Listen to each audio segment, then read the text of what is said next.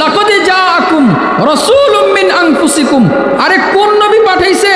বলে সেই নবী পাঠাইছে যেই নবী হাসলে চাঁদ হাসে, যেই নবী তাকাইলে বলে হেদায়েত পাওয়া যায়, যেই নবীর চেহারার দিকে তাকাইলে অমুসলিম মুসলমান হয়ে যায়, যেই নবী আঙ্গুলের ইশারায় চাঁদ দুই টুকরা হয়ে যায়, যেই নবী সবচেয়ে বড় পালোয়ানকে আঙ্গুলের ইশারায় উপরে উঠাইয়া আবার জমিনে ফলাইয়া দেয়। সুবহানাল্লাহ বলেন। বলে কোন নবী রে? বলে যেই নবী হাঁটলে মেঘ তারে ছায়া দেয়, সূর্যের আলো তারে কষ্ট দেয় না, যেই নবী হাঁটলে পাথর তারে সালাম দেয়, যেই নবী হাঁটলে গাছ তারে সিজদা করে, যেই নবী হাঁটলে মাখলুক তার কাছে মাথা নত করে। সুবহানাল্লাহ। কোন নবী? যেই নবী ঘুমায় রইছে, একটু পরে দেখে কোত্থেকে যেন শূন্য থেকে গাছ আসছে, আয়েশা রাসূলের দিকে সিজদা দিছে, কতক্ষণ ছিল, গাছ চলে গেছে, রাসূল তো ঘুমে, আল্লাহ ঘুম থেকে জাগ্রত হওয়ার পরে বলে, বন্ধু তুমি কি জানো ঘটনা কি ঘটছে? তুমি না ঘুমায় আছিলা, দূর থেকে গাছ বলে, আল্লাহ আপনার বন্ধুরে সর্বশ্রেষ্ঠ নবীকে কাছে পাইছি, দেখার একটু সুযোগ দেন। আমি অনুমতি দিছি। গাছ আয়েশা, বন্ধু তোমারে দেখা গেছে। আমরা সেই নবীর উম্মত। বলেন কোন নবীর? বলেন সেই নবীর উম্মত আমরা মিয়া। বাহের চরের মানুষ কেমন কইরা বললে জানি আপনারা বুঝবেন। রাসূলুল্লাহ সাল্লাল্লাহু আলাইহি ওয়াসাল্লাম যখন ইসলামের দাওয়াত দেওয়া শুরু করলেন, মালিকের একত্ববাদের দাওয়াত দেওয়া শুরু করলেন, চতুর্পাশে ছড়ায়া যায় নতুন নবী আসছে। ওই নবী নাকি বলতেছে সব ধর্ম বাতিল, শুধুমাত্র ইসলাম সত্য, লাতুজ্জার পূজা করা যাবে না। এমন খবর মিশরে ছড়ায়া যায়। মিশর থেকে এক লোক আসে, মক্কাতুল মুকাররমায় আয়েশা কাবার কাছে আসে। আয়েশা ক্লান্ত শরীর নিয়া দিনের পর দিন ভ্রমণ করে আসার পর ক্লান্ত শরীর নিয়া কাবার প্রান্তরে একটু বিশ্রাম করার জন্য বসছে। ওই কাবার প্রান্তরে আমার আপনার নবী মুহাম্মদ সাল্লাল্লাহু আলাইহি ওয়াসাল্লাম উপস্থিত ছিলেন। আমার নবী যখন ওইখানে উপস্থিত, এবার ওই ব্যক্তি বলতেছে, ভাই তোমার নাম কি? বলে আমি।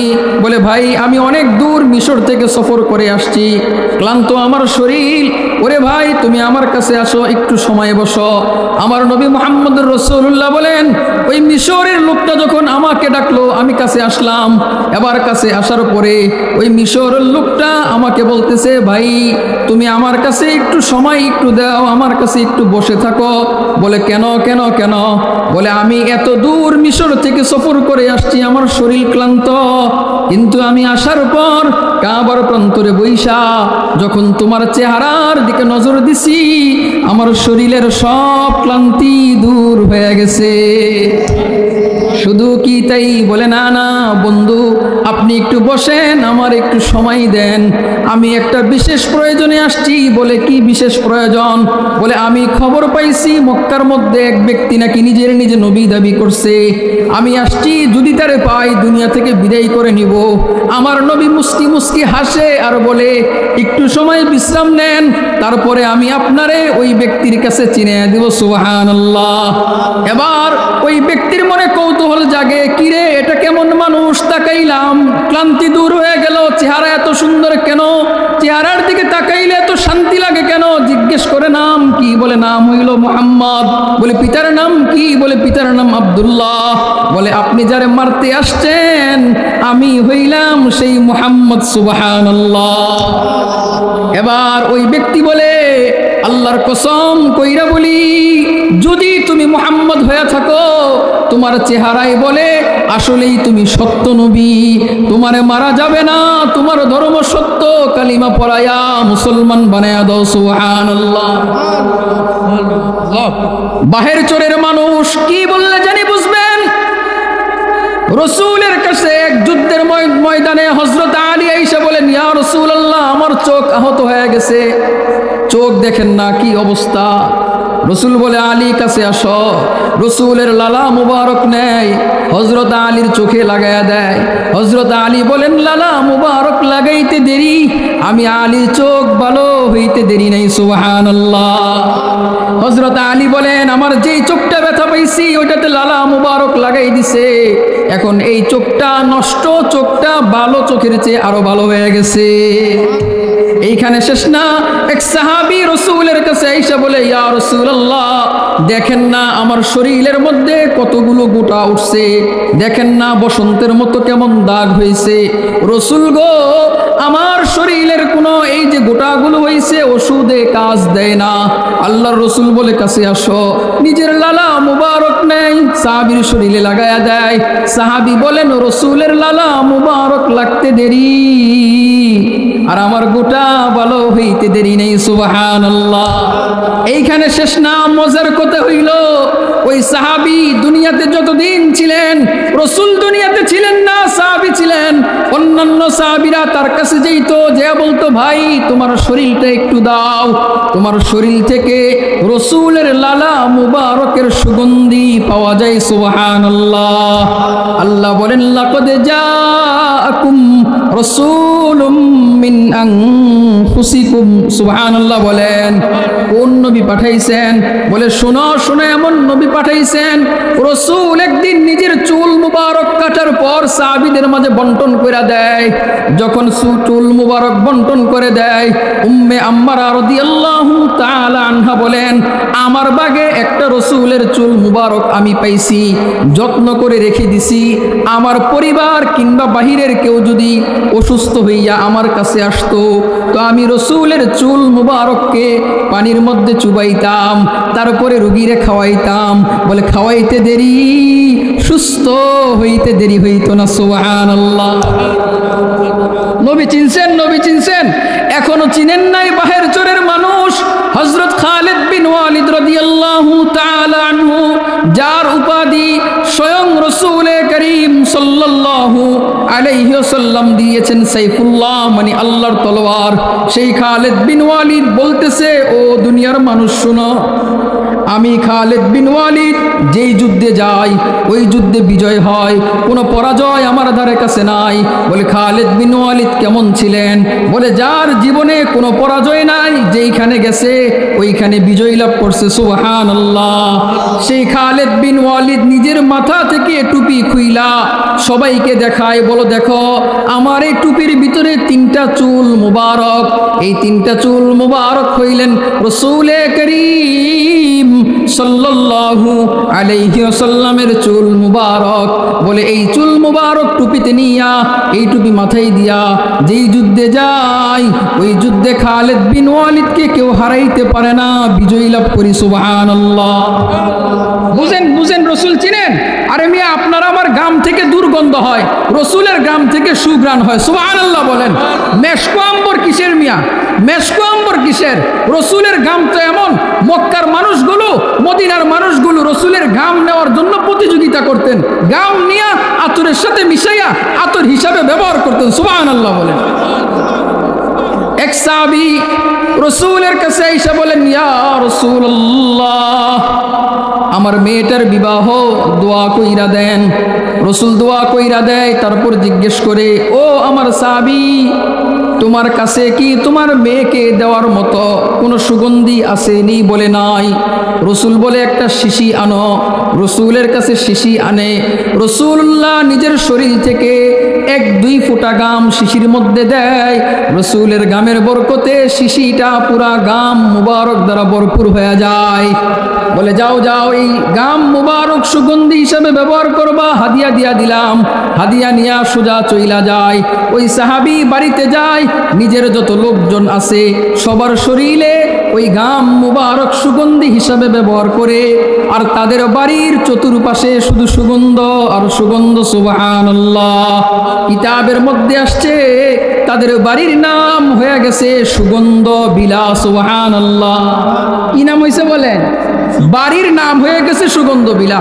সাহাবায়ে কেরাম বলেন, আমরা রাসূলকে আসছি রাসূলের সাথে দেখা করতে, আইসা রাসূলকে পাই না, তো রাসূলের সাথে দেখা করব, রাসূলকে খুঁজতেছি, কোন জায়গায় পাইবো? বলে, কাউকে জিজ্ঞেস করা লাগতো না, আমরা রাসূলের গাম মুবারকের সুঘ্রাণ শুনতে শুনতে আমরা রাসূলের রাস্তা খুঁজে পেয়ে যেতাম।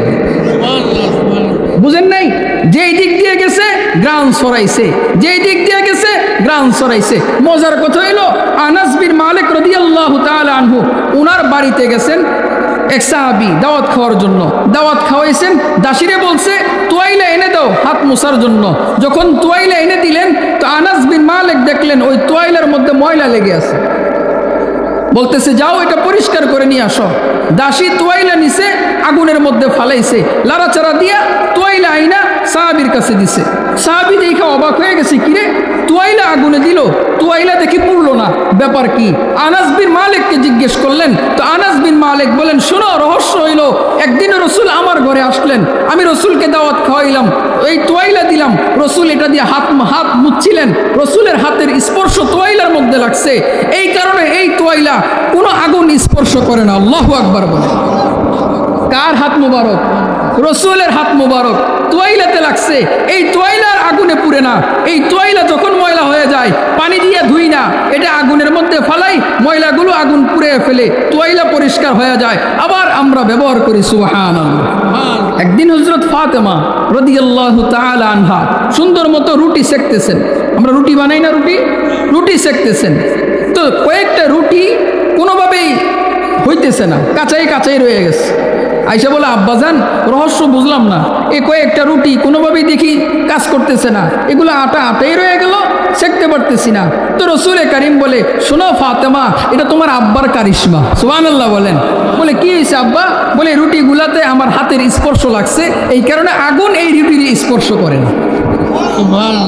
এবার আপনাদের কাছে বাহির চোরের মানুষ, আপনাদের কাছে আমার একটা প্রশ্ন আছে, নবী তো নাই, তাহলে নবীর হাতের স্পর্শ পাওয়া কি সম্ভব?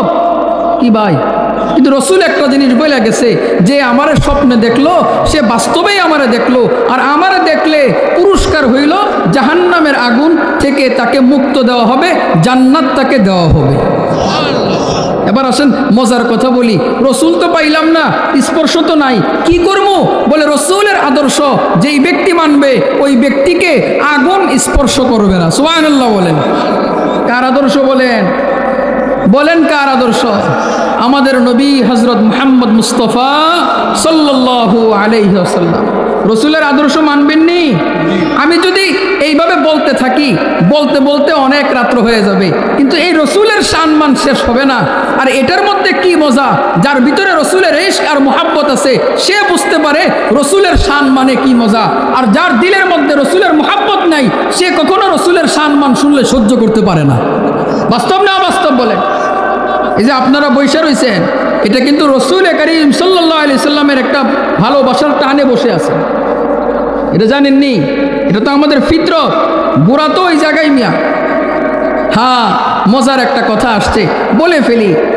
একদিন মানুষগুলো বলতেছে, মদিনার মহিলারা বলতেছে, ইউসুফ আলাইহিস সালাতু ওয়াস সালাম এত সুন্দর ছিলেন, জুলাইখা তারে দেখে পাগল হয়ে গেছে।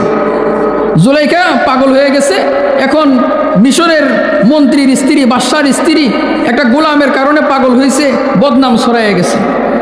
এবার জুলাইখা সুন্দর মতো মিশরের নারীদেরকে, কিছু নারীদেরকে দাওয়াত দিয়ে আনছে, আনার পরে তাদের হাতে ফল দিছে, ছুরি দিছে, এবার কাটতে থাকো। এরা কাটা শুরু করছে, পর্দার আড়াল থেকে নবী ইউসুফকে সামনে আনছে। আনার পরে ওই মহিলারা নবী ইউসুফের চেহারার দিকে তাকাইয়া খবর নাই, হারাইয়া গেছে ভিন্ন জগতে, ফল কাটতে যে হাত কেটে ফেলছে। যখন জুলাইখা দেখলো হাত কাটা হয়ে গেছে, এবার আস্তে করে নবী ইউসুফকে ভিতরে নিয়ে গেছে। এরপরে হুশ আসছে, কিরে কি করলাম, হাতে রক্ত। সুবহানাল্লাহ বলেন। বলেন,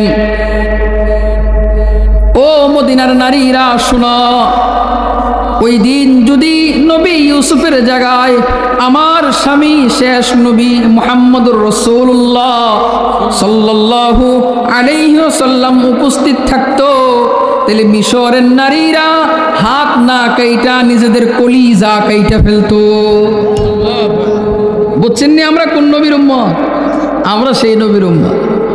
এই নবীর ব্যাপারে বলতেছে, আমি আর এই দিকের পরের অংশের দিকে যাই, একটা পয়েন্টে পয়েন্টে যেতে হবে তো, এই কারণে লাকাদ জাআকুম রাসূলুম মিন আনফুসিকুম এই জায়গা থাক। পরে আল্লাহ কি বলেন? পরের অংশে আল্লাহ বলেন, আজিজুন আলাইহি মা আনিতুম। বলে শোনো, যত মানুষ আছে সে চাই মুসলমান হোক কিংবা অমুসলিম হোক, যদি তাদের কোনো জিনিস কষ্ট হয় ওই জিনিসটা রসুলকে কষ্ট দেয়। এবার আপনি বলবেন, হুজুর এটা কি বললো আল্লাহ তাআলা? এবার আপনি বলেন আমাদের কষ্ট কোন জিনিস? আমরা দোয়ার মধ্যে বলি রব্বানা যালামনা আনফুসানা, বলিনি? এটা আমরা সবাই মোটামুটি পারি। মানে আল্লাহকে বলি আল্লাহ আমি আমার নিজের উপর জুলুম করছি।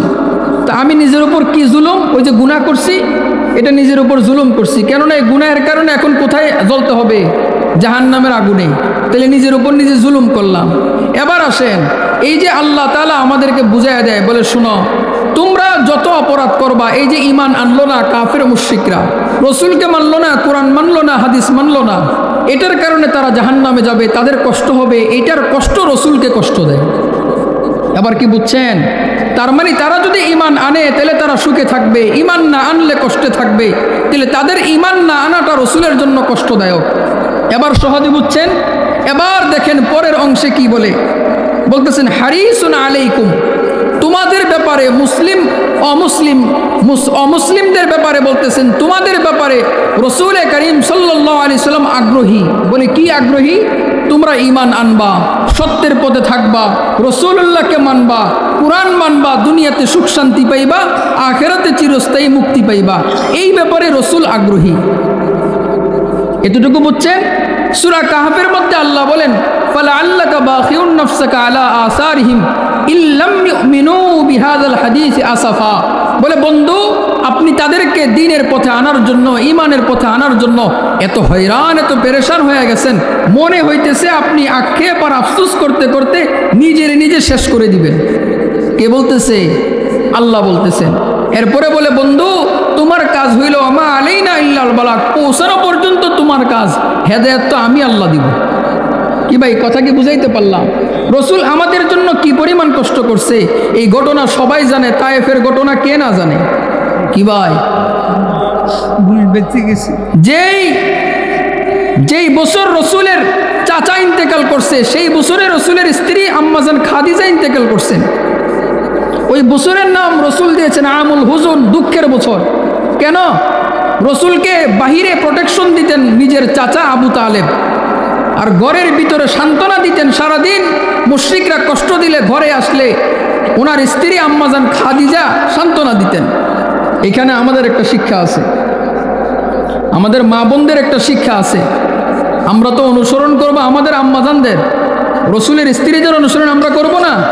তা আমাদের আম্মাজানদের আদর্শ হইল যখন আপনার স্বামী ঘরে যাবে হাসি মুখে স্বামীকে রিসিভ করবেন, স্বামী সালাম দিবে আপনি হাসি মুখে উত্তর দিবেন, স্বামীর প্রয়োজন যা আছে এগুলো পূরণ করবেন। কি ভাই, সারাদিন এই বেচারায় কষ্ট করছে না, মাথার গাম পায়ে ফেলাইছে না? যেই পেশাই সে কাজ করুক তার তো পরিশ্রম হয়েছে, কষ্ট করছে। কার জন্য? একটা জিনিস মনে রাখবেন, পুরুষরা সমাজে নিঃস্বার্থ কাজ করে, এটা বিশ্বাস করেন। বিশেষ করে প্রবাসী যারা থাকে এদের তো দুঃখের শেষ নাই। এই যে অল্প বয়সে বাপ মা পাঠাই দিল প্রবাসে, বছরের পর বছর কষ্ট করতেছে। কিসের ঈদ, কিসের শুক্রবার, কিসের বন্ধের দিন, পরিশ্রম করতেছে। নিজের রান্না একবেলা রাঁধছে তো 3 বেলা খাইছে। আবার কখনো সারাদিন কাজ করে এসে রাত্রে রান্না করবে, তারপরে খাবে, সুযোগ নাই, না খেয়ে ঘুমায় গেছে। যারা প্রবাসী তাদেরকে জিজ্ঞেস করেন, এগুলো তাদের সাথে নিয়মিত ঘটতেছে। এত কষ্ট করার পরে তারা দেশে টাকা পাঠায় কেন? আমার আম্মা সুখে থাক, আমার আব্বা সুখে থাক, স্ত্রী সুখে থাক, সন্তান সুখে থাক, যৌথ পরিবার হইলে ভাই বোন সুখে থাক। এই কারণেই তো যখন বছরের পর বছর প্রবাসে কষ্ট করে দেশে আসে, তখন এই প্রবাসী ভাইটাই সবচেয়ে বেশি অবমূল্যায়িত হয়। বাস্তব না অবাস্তব? তাকে সবচেয়ে বেশি অবমূল্যায়ন করা হয়। এতদিন আব্বা তাকে শুধু সান্ত্বনা দিয়েছে, আম্মা তার প্রতি মায়া দেখাইছে, ভাই বোন তার প্রতি মায়া দেখাইছে, স্ত্রী সন্তান মায়া দেখাইছে। বলে কেন? মাস শেষে টাকা পাঠায় এই কারণে। যখন দেশে চলে আসছে আর তো টাকা পাঠাইতে পারে না, এবার আর সেই কদর নাই, আদর নাই। বাস্তব না অবাস্তব? এই কারণে প্রবাসীদের জীবন শেষ সময়টা কষ্টে যায়। আর এরা ম্যাক্সিমাম হয়ে থাকে বড় ভাই। বলেন কোন ভাই? বড় ভাই পরিবারে গাধার মতো খাটে, আর দিন শেষে বড় ভাইয়ের সাথে অন্য ভাইরা দুশ্মনী করে, তার সাথে জুলুম করে। বড় ভাইয়ের ইনকামে, আমি সবাইরে বলতেছি না, যারা এই কাজে জড়িত ম্যাক্সিমাম এমন, ঠিক না? ম্যাক্সিমাম এমন। তো বড় ভাই পরিশ্রম করলো, ছোটদেরকে মানুষ করলো, সে আর পুঁজি করার সময় পেল না। এমন হয় না? সংসার চালাইতে চালাইতে নিজে আর পুঁজিবাট্টারা কিছু জমাইতে পারে নাই, সবাইরে বড় করছে। ছোট ভাইরা যখন বড় হয়েছে, প্রতিষ্ঠিত হয়েছে, এবার ছোট ভাইরা চাকরির শুরুতে জমানো শুরু করছে, আর বড় ভাইয়ের রদ পড়ে গেছে, এখন আর তার ইনকামের সুযোগ নেই। বাস্তব না অবাস্তব? এগুলো কইরেন না। যার যে অধিকার তার সেই অধিকার দেন, মূল্যায়ন করেন, প্রবাসী সন্তানের জন্য বেশি বেশি দোয়া করেন, তার নামে দান সদকা বেশি করেন, টাকার মেশিন তারে বানায়েন না, তার একটু সুখ দিয়েন। বাড়িতে আসার সময় হইলে বলে আসিস না, এখনো ঋণ ফিন বাকি রয়েছে, কিস্তি বাকি রয়েছে, আরো পরে আসিস, আরো 2 বছর পরে আসিস, হয় কিনা বলেন? অথচ এই লোকটার স্ত্রীর মায়া ছেড়ে দিল, সন্তানের মায়া ছেড়ে দিল। আপনি তো দেশের মধ্যে স্ত্রী নিয়ে রাত্র যাপন করেন, তার তো স্ত্রী বছরে বছরে একবারও পায় না, 2 বছরেও একবারে পায় না। বাস্তব না অবাস্তব? এই প্রবাসীদের জীবনে এমন দুঃখ আছে, সব টাকা পয়সা ভালোবাসা স্ত্রীর কাছে পাঠাইছে, দেশে আসছে, এবার স্ত্রী নাই। কিরে স্ত্রী গেল কই? বলে টাকাও নাই, সব নিয়ে বাকছে। এগুলো অহরহ হইতেছে। এই কারণে আমার প্রবাসী ভাই, আমি আপনাদের কাছে একটা মেসেজ আপনাদের কাছে পৌঁছে দেই। আগে আগে দিন বুঝেন, দিন মানেন, দিন অনুযায়ী ইনকাম করেন, দিন মাইনা ইনকাম করেন, দিনের বাহিরে যাইয়া ইনকাম করেন না, ইসলামের বাহিরে যাইয়া ইনকাম করেন না। স্ত্রীকে, সন্তানকে, এদেরকে নিয়ে সুখে শান্তিতে থাকা যায়। স্ত্রী আপনার অধিকার রক্ষা করবে যেইভাবে, দেশে থাকতে হইলে দেশেই থাকেন, বিদেশ যাওয়া দরকার নেই। কি ভাই, কথা বুঝে আসছেনি? আল্লাহ সহি বুঝ দান করেন, আল্লাহ সহি বুঝ দান করেন। তাইলে আবার আসেন, আম্মাজান আপনাদের কাজ হইল স্বামীদেরকে হাসি মুখে রিসিভ করা, এখনের আম্মাজানদের অবস্থা হইল মুখটা কালা কইরা দরজা খুলে। বাস্তব না অবাস্তব? শীতের রাত্রে বুড়াই গেছে, বুড়াই বাড়িতে গেছে, বাড়িতে যাওয়ার পর একটু পানি টানি তো প্রয়োজন হয়, একটু আগে এটাকে দেন না, গেলে বুড়িয়ে ধমক দেয়, শীত লাগে, কম্বলের নিচেতে বাড়িতে পারবো না, বলে কিনা বলে। কেন বাড়িতে পারবেন না কেন? আল্লাহ নবী কি শোনাইছে জানেন? আল্লাহ নবী বলেন, একজন স্ত্রী মারা গেল আর স্বামী বলল, আল্লাহ আমি এই স্ত্রীর উপর সন্তুষ্ট, তুমি সন্তুষ্ট হয়ে যাও। আল্লাহ নবী বলেন, স্বামী তার স্ত্রীর প্রতি সন্তুষ্ট হয়ে গেলে আল্লাহ সন্তুষ্ট হয়ে স্ত্রীকে মাফ করে দেয়।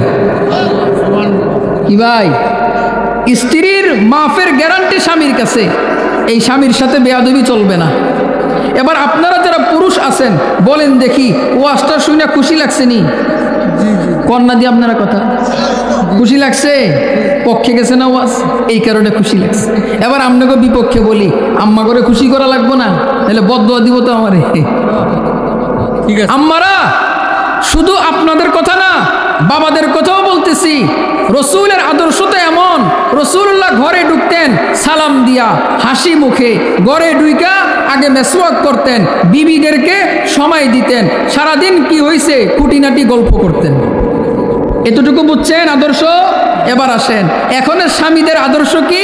সারাদিন পেরেশানি কইরা, বাজারে ধমক খাইয়া, ওইখানে গুতা খাইয়া, ওইখানে ঠেলা খাইয়া, পেরেশানি লইয়া ঘরের মধ্যে ঢুকে ভালো কথা বললেও মেজাজ 32 হয়ে থাকে। বাস্তব না অবাস্তব? স্ত্রী এক কথা বললে আরেক কথা বলার আগে পিঠের মধ্যে উত্তর দেয়। আসেনি এমন পুরুষ? কাপুরুষ কারা? স্ত্রী মারে যারা। বলেন কাপুরুষ কারা? স্ত্রী মারে যারা। কাপুরুষ কারা? স্ত্রী মারে যারা।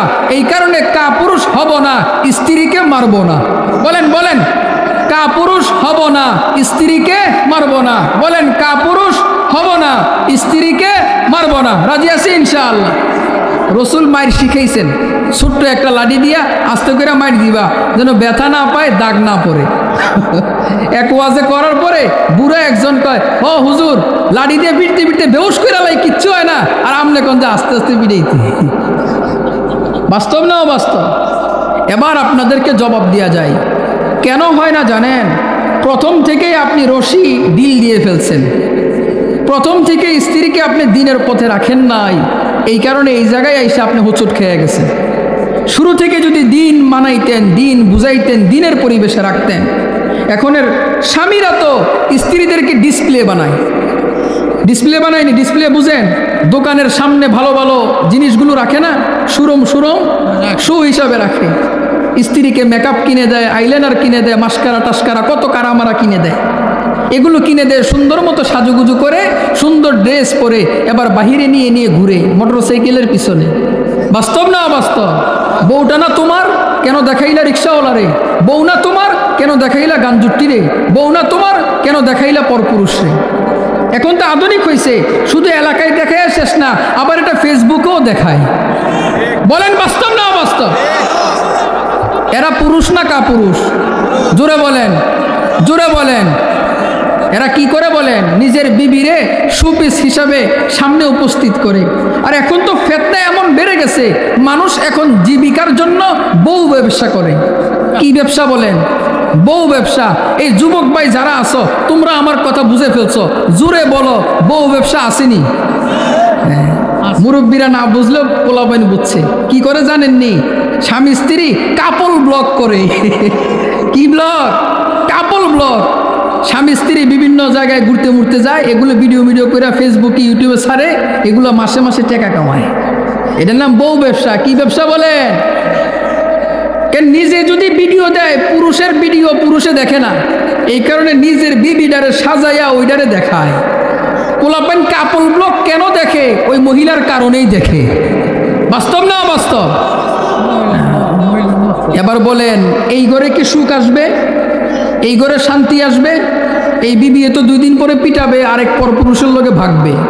কেন? শরীয়ত মানি নাই। এই কারণে ভাই আজকে থেকে এই ওয়াদা করে যাই, আমরা রসুলের সুন্নাহ মানব, নিজের ঘরে সুখ আনবো। বলেন, আমরা রসুলের সুন্নাহ মানব, নিজের ঘরে সুখ আনবো। রাজি আছি ইনশাআল্লাহ?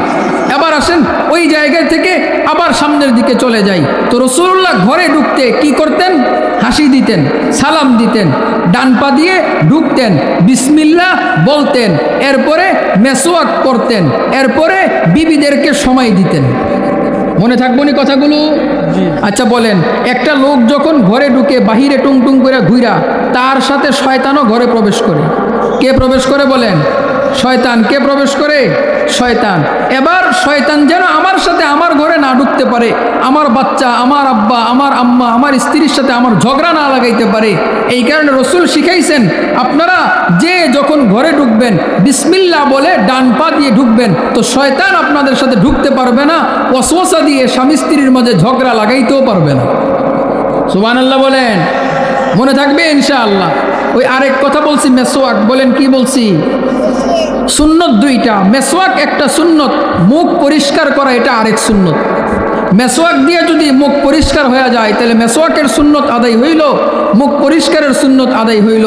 কিন্তু যদি মেসওয়াক করলেন, মুখ থেকে দুর্গন্ধ যায় নাই, তখন আপনাকে আলাদাভাবে ব্রাশ হোক, পেস্ট হোক, যেইভাবে হোক আপনাকে মুখ পরিষ্কার করতে হবে, দুর্গন্ধ দূর করতে হবে, তখন আপনার দ্বিতীয় সুন্নত আদায় হবে। বুঝাইতে পারলাম কথা? সারাদিন এখনের মুরব্বীরাও বিড়ি টানে, আসেনি? হ্যাঁ, আসতে দি কইলেন। আপনাকে এলাকায় নাই মুরব্বীরা বিড়ি খায় না? এই যে দূরে প্যাকেট, কি জানি নাম, আকিজ। কয় টাকা প্যাকেট? 25 টাকা হয়ে গেছে। ওরে বাবা রে! এক রিক্সাওয়ালায় দেখি, আমি এক জায়গায় যাইতেছি, রিক্সাওয়ালায় একের পর এক আকিজ বিড়ি টানতেছে। তা আমি নামার পরে তারা বুঝাইলাম যে, চাচা আপনি যে মুরব্বী মানুষ, কষ্ট করে টাকাটি কামান, দৈনিক কি কয় টাকার বিড়ি খান? তাই আমার হিসাব দিলে 100 টাকার এই আকিজ বিড়ি খায়। তো আমি তোকে বাবার বাবাই করছে নাকি? 4 প্যাকেট। আচ্ছা, তা আমি কইলাম, আপনি যদি এই বিড়িটা না খাইতে, গুনার হিসাব তো আছে, দুনিয়ার হিসাব চিন্তা করেন, 100 টাকা দৈনিক বাঁচত, মাসে 3000 টাকা। কি ভাই, তাহলে বছরে 3 × 36, তো এত বছর বিড়ি খাইতেছেন, আপনি তো একটা বিল্ডিংয়ের মালিক হয়ে যেতেন। বাস্তব না অবাস্তব? এই আমগো টাকায় বরকত থাকে না কেন? ডাইনে বামে খরচ করি, এই কারণে। বুঝে আসছেনি কথা? তো বুড়া মিয়া বিড়ি খাইয়া ঘরে গেছে, মুখের থেকে সুগ্রান না কি গ্রান? কি ভাই, দুর্গন্ধ আসেনি? এবার বলেন, বুড়ির কাছে কি এটা ভাল লাগবে? পান খাইয়া মুখটারে বিশ্রী বানাইয়া গেছে, বুড়ির কাছে ভাল লাগবে? আমনের কাছে না আমনের পান ভালো, আমনের কাছে আমনের বিড়ি ভালো, কিন্তু এটা তো আরেকজনের কাছে ভালো না। তা আপনি যখন বিবির কাছে গেছেন, মোহাব্বত কোত্থেকে পাইবেন? বুড়ি মিয়াই যে চেতে এমনি চেতে বুড়িয়ে, আমনের বিবি যে চেতে এমনি তা আমনের খাচ্ছতে চেতে। এই কারণে এগুলো করা যাবে না, ঠিক আছে? তো ইনশাআল্লাহ মুখ পরিষ্কার করতে হবে। কি করতে হবে বলেন? মুখ পরিষ্কার। এবার আসেন, হুজুর রসুলের যুগে রসুল তো ব্রাশ করেন নাই, পেস্ট এগুলো লাগান নাই, মেসওয়াক হয়েছে, তো আমগরে হুজুর এত কিছু লাগবো কেন? রসুলের যুগে আমগো মতো রসুল এত খান নাই, এই কারণে মুখে এত ব্যাকটেরিয়া হয় নাই, দুর্গন্ধ হয় নাই। বুঝছেন নি কথা? 3 মাস রসুল্লাহর ঘরের চুলায় আগুন জ্বলে না। কি ভাই, খেজুর খাইতেন, এক পদের খাবার খাইতেন, খেজুর, জমজমের পানি অথবা এমনি খেজুর পানি। এবার বলেন এই নর্মাল খাবারে কি মুখে তেমন ময়লা জমবে? খাবার খাইলে না ময়লা জমে, ব্যাকটেরিয়া হয়। আর আমরা ঘরের মধ্যে 3-4 আইটেম না হইলে মিয়া বিবি ঝগড়া লেগে যায়। বাস্তব না অবাস্তব? তেলে জেলে খানা ছাড়া বুঝে না, তেল বেশি করে দিতে হইব, ভালো করে মশলা দিতে হইব। এই কারণে আমরা খাই বেশি, বিভিন্ন আইটেমের হরেক রকমের খাবার খাই, মুখ ময়লা হয় বেশি। এই কারণে আমাদের আলাদাভাবে পেস্ট ব্রাশের মাধ্যমে মুখ পরিষ্কার করতে হবে। বুঝে আসছেনি কথা? আল্লাহ আপনি বুঝার তৌফিক দান করেন। এবার আসেন মুহতারাম হাজিরিন, আল্লাহ তো এখানে চমৎকারভাবে একের পর এক বলতেছেন। আল্লাহ এখানে বলেন, আল্লাহ তাআলা বলেন, লাকাদ জাআকুম রাসূলুম মিন আনফুসিকুম আজিজুন আলাইহি মা আনিতুম হারিসুন আলাইকুম বিল মুমিনিনা রাউফুর রহিম। আল্লাহ তাআলা শেষের অংশের মধ্যে বলেন বিল মুমিনিনা রাউফুর রহিম, বলে শোনো শোনো, আমাদের নবী মুহাম্মদুর রাসূলুল্লাহ সাল্লাল্লাহু আলাইহি ওয়াসাল্লাম মুমিন বান্দা বান্দীদের জন্য দয়ালু, দয়াশীল। ও রাসূলের আমাদের প্রতি অনেক বড় দয়া আর মায়া। জোরে বলেন সুবহানাল্লাহ। বাহির চোরের মানুষ কেমন করে বললে জানি বুঝবেন? রাসূল একদিন আল্লাহকে বলতেছে, আল্লাহ আমি আমার সব স্ত্রীর মাঝে সমতা করি, সমবন্টন করি, সমভাবে দেখি, কিন্তু আমার দিল বেশি আয়েশাকে ভালোবাসে, এটার জন্য আপনি আমাকে পাকড়াও কইরেন না। আল্লাহর নবী এই পরিমাণ আম্মাজান আয়েশাকে ভালোবাসেন। আম্মাজান আয়েশা বলেন, একদিন রসুল ঘরের মধ্যে আসলেন, রসুলের চেহারার মধ্যে হাস্য উজ্জ্বল দেখতেছিলাম, রসুলের মনটা বড় ভালো। আমাকে রসুল বলতেছেন, ও আয়েশা আজকে যা চাইবা আমি তোমাকে তাই দিব। এবার রসুল বলেন, ওগো আম্মাজান আয়েশা বলেন, ইয়া রাসূলুল্লাহ আমি আপনার কাছে দোয়া চাই। রাসূলুল্লাহ আম্মাজান আয়েশার জন্য দোয়া করতেছেন, আল্লাহ তুমি আয়েশার পিছনের গুনাহ মাফ করে দাও, সামনের গুনাহ মাফ করে দাও, গোপনের গুনাহ মাফ করে দাও, প্রকাশ্যের গুনাহ মাফ করে দাও। এই দোয়া করার পর আম্মাজান আয়েশা এত খুশি হয়ে গেছে, খাটের মধ্যে শুইয়া, বিছানার মধ্যে শুইয়া গড়াগড়ি করতেছে, গড়াগড়ি করতেছে। বলবেন আম্মাজান আয়েশা কেন এত খুশি হইল? কারণ রাসূলুল্লাহর দুয়ার দ্বারা আম্মাজান আয়েশা জান্নাতের সার্টিফিকেট পায়া গেছেন। সুবহানাল্লাহ। আম্মাজান আয়েশার খুশি দেখা রাসূল বলতেছে, আয়েশা তুমি কি খুশি হইছো? আম্মাজান আয়েশা বলেন, এর চেয়ে খুশির আর আমার কাছে কিচ্ছু নাই। এবার রাসূল বলে, আয়েশা শুনো রে, আমি প্রত্যেক দুয়ার মধ্যে আমি আমার উম্মতের জন্য এই দোয়াগুলো করি। সুবহানাল্লাহ। এবার বাহির চোরের মানুষ চিন্তা করেন, আমার জন্য আপনার জন্য রাসূল সব সময় দোয়া করে গেছেন। কি দোয়া? আল্লাহ আমার উম্মতের সামনের গুনাহ মাফ করেন, পিছনের গুনাহ মাফ করেন, প্রকাশ্যের গুনাহ মাফ করেন, গোপনের গুনাহ মাফ করেন। সুবহানাল্লাহ। আল্লাহ বলেন, শোনো, বিল মুমিনিনা রাউফুর রহিম। বলেন কথা কার?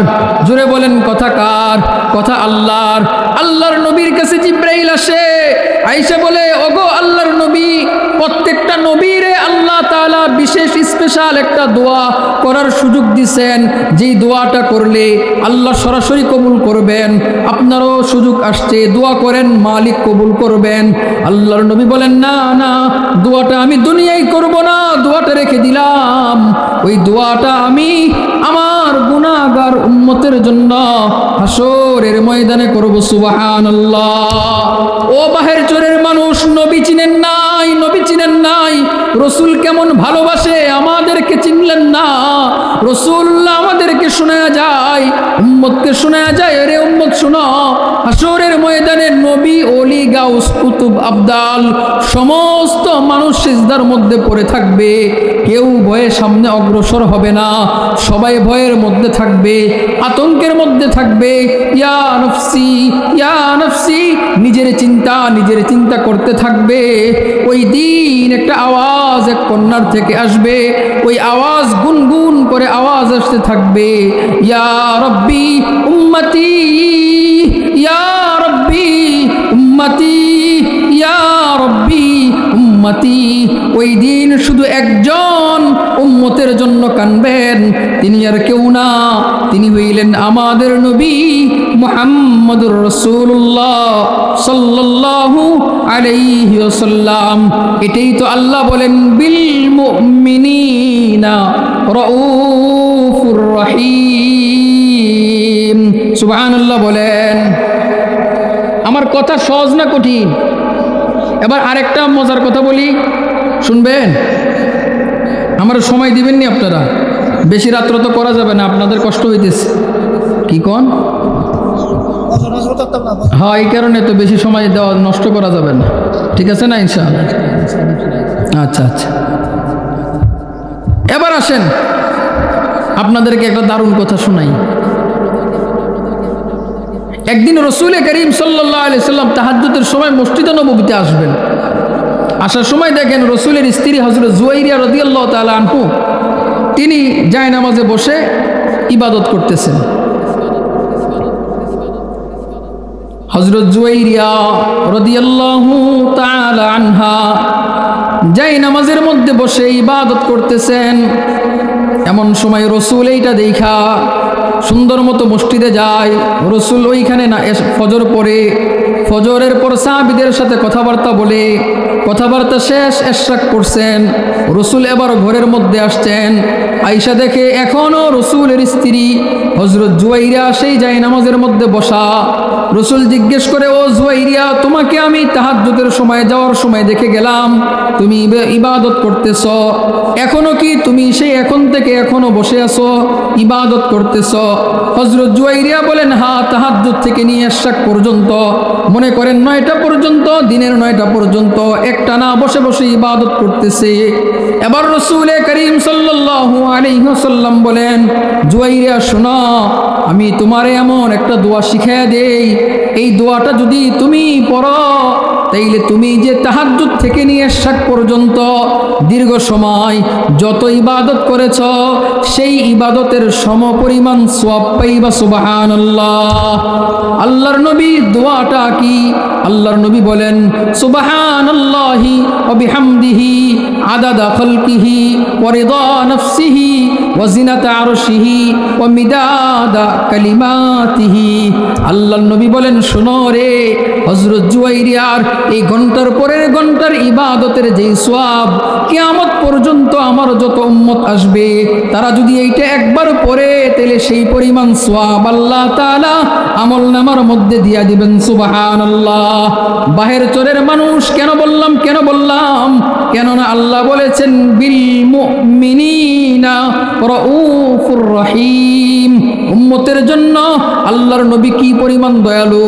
আমার উম্মত এত দীর্ঘ সময় ইবাদত কইরা সওয়াব অর্জন করা কষ্ট হয়ে যাবে, এই কারণে ছোট্ট দোয়া শিখাইয়া দিলাম, ছোট্ট দোয়া দিয়া অনেক অনেক নেকি কামাবে। সুবহানাল্লাহ।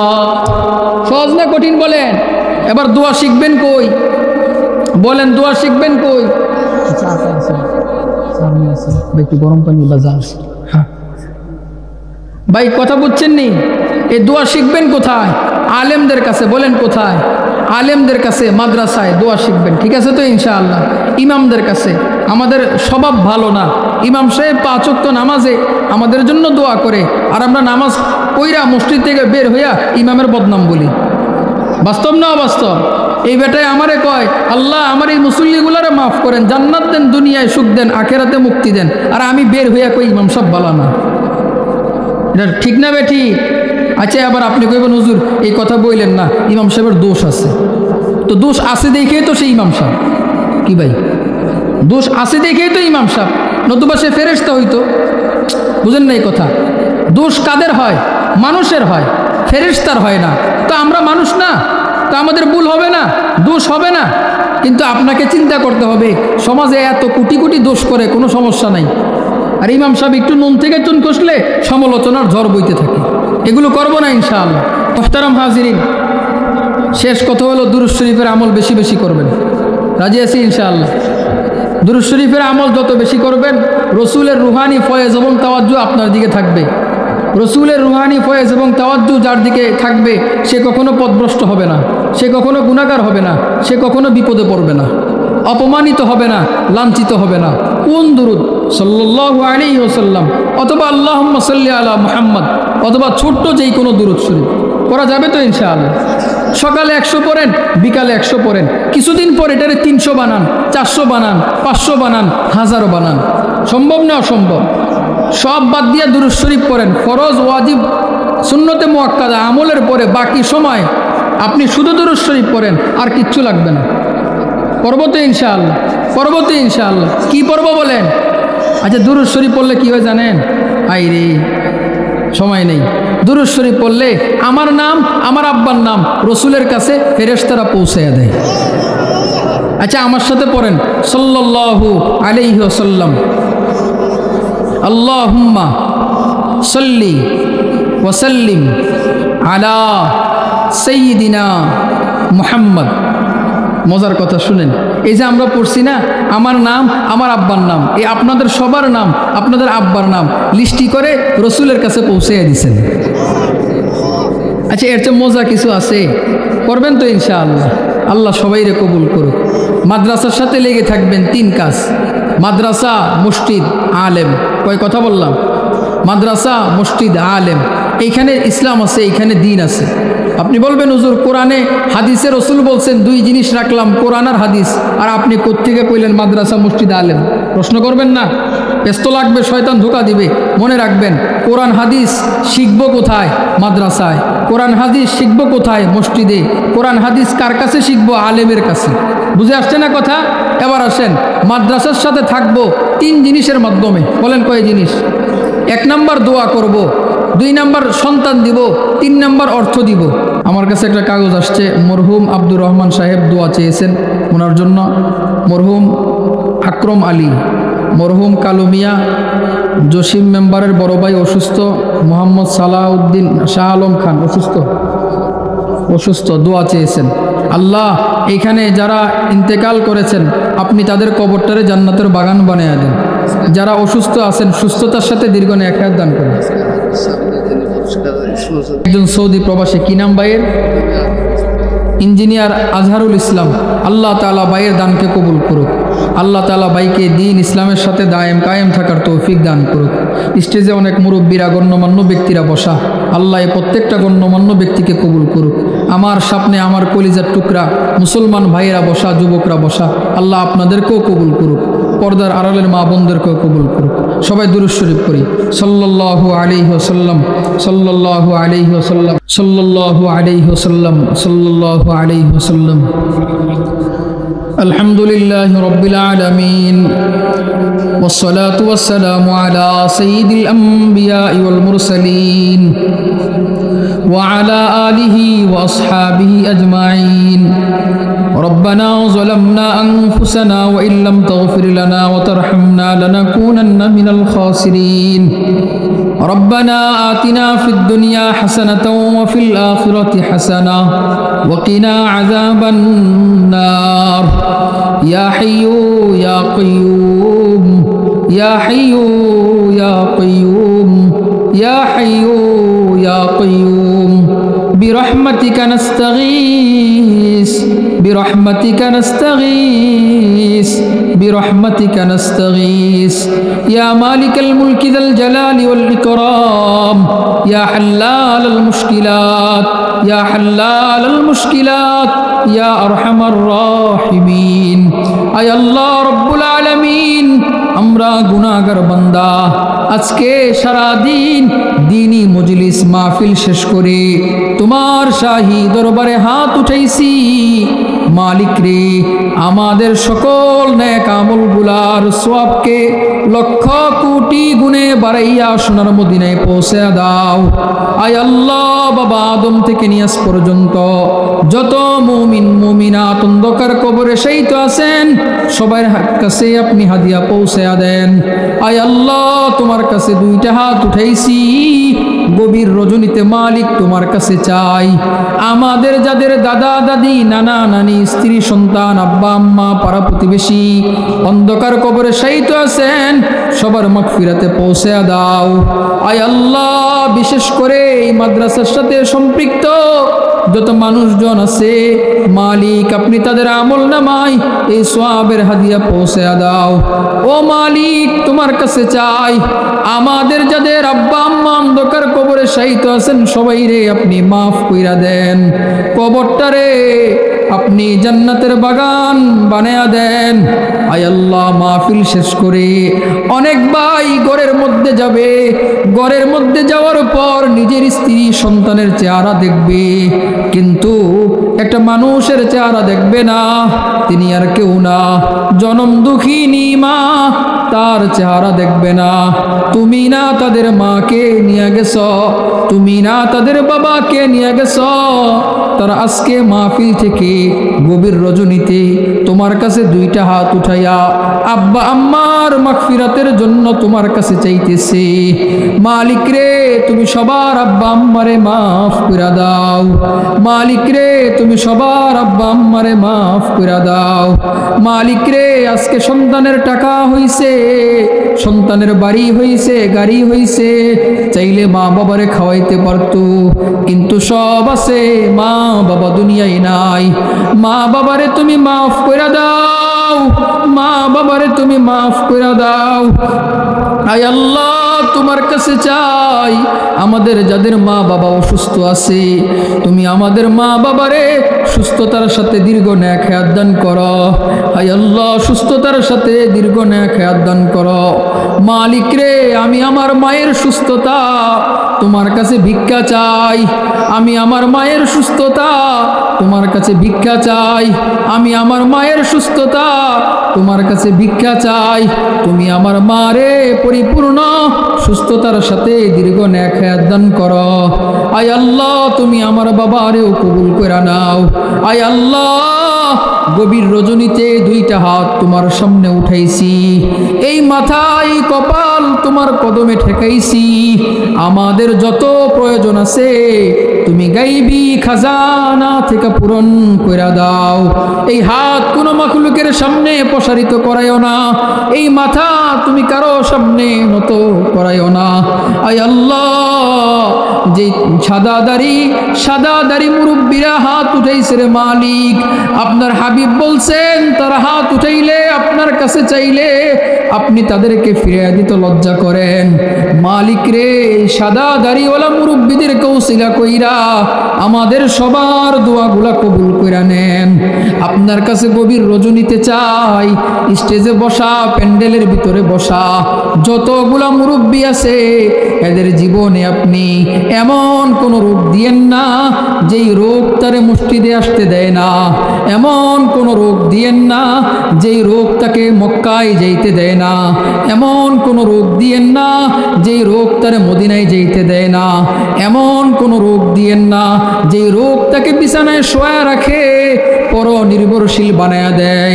মালিক রে আপনি প্রত্যেকটা মুরব্বীরে সুস্থতার সাথে দীর্ঘ নেক হায়াত দান করেন। আয় আল্লাহ, যতগুলো যুবক আছে আমরা যারা আছি আমাদেরকে সুস্থতার সাথে দীর্ঘ নেক হায়াত দান করেন। মালিক রে মাদ্রাসাকে কবুল করে নেন, মাদ্রাসার ছাত্রীদেরকে কবুল করে নেন, উস্তাদদেরকে কবুল করে নেন। মাদ্রাসার বিল্ডিং এর প্রয়োজন, জায়গার প্রয়োজন, অর্থের প্রয়োজন আপনি সব গাইবি খাজানা থেকে পূরণ করে দেন। এই মাহফিলটারে এলাকাবাসীর জন্য হেদায়েতের জরিয়া বানায়া দেন। আয় আল্লাহ, আপনি এইখানে দ্বীনি পরিবেশ কায়েম করে দেন। আয় আল্লাহ, মাদ্রাসাকে কবুল করে নেন, দাওরায়ে হাদিস পর্যন্ত কবুল করে নেন। মালিক রে আগামী বছর মাহফিলের আগে আগেই আপনি মাদ্রাসার যত প্রয়োজন আছে পূরণ করে দেন, কিতাবখানায় আপনি উন্নতি দিয়া দেন। আয় আল্লাহ, মাদ্রাসায় যারা দান করেছেন প্রবাস থেকে কিংবা দেশ থেকে, বুদ্ধি দিয়া শ্রম দিয়া মাদ্রাসার সাথে ছিল, মাহফিলের সাথে ছিল, মালিক রে আপনি সবাই রে কবুল কইরা নেন। মালিক রে সবাই রে কবুল কইরা নেন। মালিক, আমি আসতে দেরি কইরা ফেলছি, আমি তোমার এই বান্দাদেরকে কষ্ট দিয়ে ফেলছি। মালিক রে, আমি তোমার কাছে মাফ চাই, তুমি আমারে মাফ কইরা দাও। মালিক, তুমি এই এলাকাবাসীরে কবুল কইরা নাও। মানুষগুলো আমারে ভালোবাসছে, আমি তাদেরকে দেওয়ার মতো কিচ্ছু নাই, সব কিছু তোমার কাছে। তারা আমারে ভালোবাসছে, তুমিও তাদেরকে ভালোবাসো। আয় আল্লাহ, প্রত্যেকটা মা বোনরে কবুল কইরা নেন। আয় আল্লাহ, ঘরগুলাতে শান্তি দেন, পর্দাওয়ালা বানায়া দেন, নামাজি বানায়া দেন, যাকাতওয়ালা বানায়া দেন, হজওয়ালা বানায়া দেন, রোগ মুক্তি দিয়া দেন, পেরেশানি মুক্তি দিয়া দেন, দুশ্চিন্তা মুক্তি দিয়া দেন, কান্নাওয়ালা চক্ষু দেন, ইবাদতে মজা দেন, আকলে সালিম দিয়া দেন, কলবে সালিম দিয়া দেন, তাফাক্কু ফিদ্দিন দিয়া দেন, জাহালাত দূর করে দেন। যত মজলুম আছে সব মজলুমকে সাহায্য করেন, জালেমদের হেদায়েত দেন। হেদায়েত না থাকলে মালিক আপনি তাদেরকে ফয়সালা করবেন, আপনার ফয়সালায় যা আছে। মালিক, আপনার কাছে শেষ চাওয়া, মালিক রে আমাদের সবাই রে বারবার বারবার বারবার সপরিবারে মক্কা মদিনায় যাওয়ার তৌফিক দিয়া দেন। আয় আল্লাহ, বারবার বারবার বারবার আপনার হাবিবের জিয়ারত নসিব করেন, আপনার হাবিবের জিয়ারত নসিব করেন। কোরআন রে বন্ধু বানায়া দেন, দুরূদ শরীফ রে সঙ্গী বানায়া দেন, সবার মনের নেক আশাগুলো পূরণ করে দেন। রব্বির হামহুমা কামা রব্বায়ানি সগীরা, রব্বির হামহুমা কামা রব্বায়ানি সগীরা, রব্বির হামহুমা কামা রব্বায়ানি সগীরা। রব্বি জিদনি ইলমা, রব্বি ইশরাহ লি সাদরি ওয়া ইয়াসসির লি আমরি ওয়াহলুল উকদাতাম মিন লিসানি ইয়াফকাহু কওলি। সুবহান রাব্বিকা রাব্বিল ইজ্জাতি আম্মা ইয়াসিফুন ওয়া সালামুন আলাল মুরসালিন ওয়া সালামুন আলাল মুরসালিন ওয়া সালামুন আলাল মুরসালিন ওয়ালহামদুলিল্লাহি রাব্বিল আলামিন।